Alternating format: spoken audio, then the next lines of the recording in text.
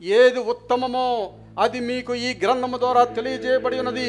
ఏది మంచిదో ఈ గ్రంథము ద్వారా నేను మీకు తెలియజేస్తాను. కాబట్టి న్యాయముగా ఏంటంటే ఉత్తమము, న్యాయముగా నడుచుకొనుట, కనికరించుట, ప్రేమించుట, దీన మనసు కలిగి నీ దేవుని ఎదుట ప్రవర్తించుట, ఇంతే కదా యెహోవా నిన్ను అడిగింది. ప్రియులారా, యేసు ప్రభువుని నమ్ముకున్న మీరు దీన మనసు కలిగి ఉన్నారా? ప్రేమించే మనసు కలిగి ఉన్నారా? న్యాయముగా నడుచుకునే జీవితాన్ని కలిగి ఉన్నారా? పరిశుద్ధ జీవితం కలిగి ఉన్నారా? అందరిని ప్రేమించే గుణాన్ని కలిగి ఉన్నారా?